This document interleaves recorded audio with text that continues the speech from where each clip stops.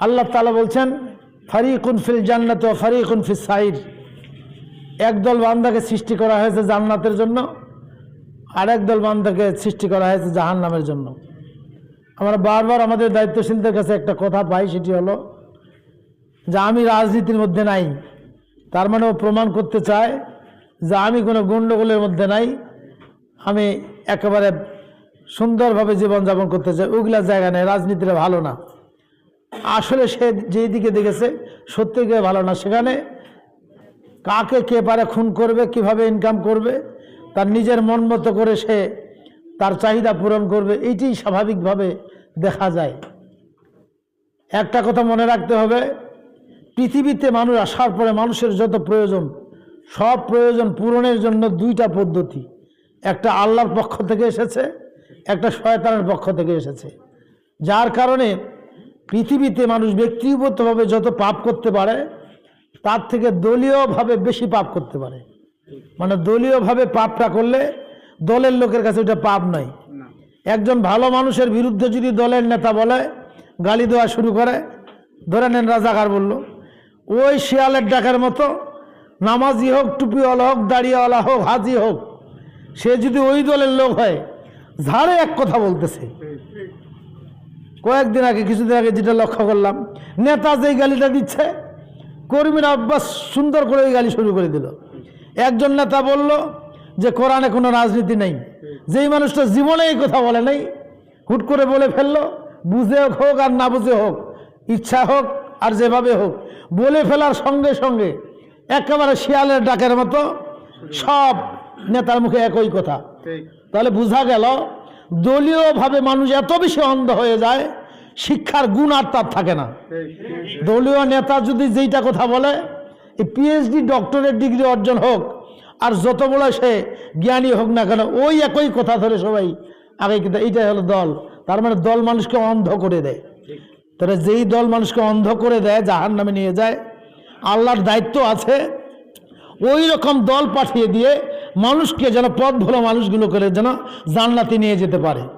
যার কারণে যুগে যুগে যত নবী রাসূল পৃথিবীতে এসেছেন, মানব রচিত যত মতাদর্শ আছে, যেই আদর্শগুলো মানুষকে জাহান্নামে নিয়ে যায়, ওইখানে আল্লাহর দেয়া একটা আদর্শ দিয়ে মানুষগুলোকে ধরে ধরে যেন জান্নাতে নিয়ে যাওয়া যায়।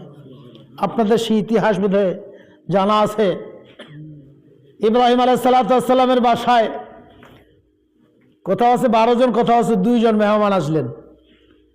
এসে বললেন যে আমরা আপনাকে একটা সুসংবাদ দিতে এসেছি। ইব্রাহিম আলাইহিস সালাম কাঁপতে শুরু করলেন। বাড়ির ভিতরে যায় স্ত্রীকে বলতেছে যে চেহারা যেরকম সুন্দর মনে হচ্ছে, তা মনে হয় সাধারণ কোনো মানুষ নয় এরা, তাদের সঙ্গে কথা বলার আগে কিছু খাওয়া দেই। এটা প্রথম তার একটা নবীর একটা গুণ, সেটি হলো তিনি ধরে নিয়েছিলেন যে এদের চেহারা যেরকম মনে হচ্ছে এরা পৃথিবীর কোনো মানুষ নয়, এরা আকাশ থেকে এসেছে, এরা ফেরেশতা হবে। যদি ফেরেশতা হয় পরীক্ষার জন্য তাকে খাইতে দিতে হবে, যদি না খায় তাহলে ধরে নেবে ফেরেশতা। যখন খাইতে দিয়েছে বলছে না আমরা খাই না, এই কথা বলার সঙ্গে সঙ্গে তিনি মানে কাঁপতে শুরু করেছেন। কেন কাঁপতে শুরু করেছেন? ফেরেশতার কাছে তো নবী আসবেই, এটাই স্বাভাবিক। কিন্তু নবীদের কাছে যদি কোনো ফেরেশতা যুবকের বেশি আসে, তাহলে বুঝতে হবে তারা কোনো দুর্ঘটনা ঘটাবার জন্য এসেছেন। তিনি বললেন তোমরা কেন এসেছো? ওই 2 জন বললেন আমরা 2টা সুসংবাদ দিতে এসেছি। একটা হলো আপনার একটা সন্তান আল্লাহ তাআলা দান করবেন, যেটির নাম ইসমাইল আলাইহিস সালাম। 2 নম্বর হলো আমরা ওই লুতবাসীর চিকিৎসা করবার জন্য এসেছি। মানে লুত এলাকায় 5.5 লক্ষ মানুষ, যেটা লোহিত সাগরের ওইখানে যাদের অবস্থান ছিল, যে সেখানকার মানুষগুলো অশ্লীলতায় লিপ্ত হয়ে গেছে, তাদের কাছে আমরা যাব। বড় ঘটনা, এই 2 জন ফেরেশতা যুবকের বেশে সেখানে চলে গেলেন।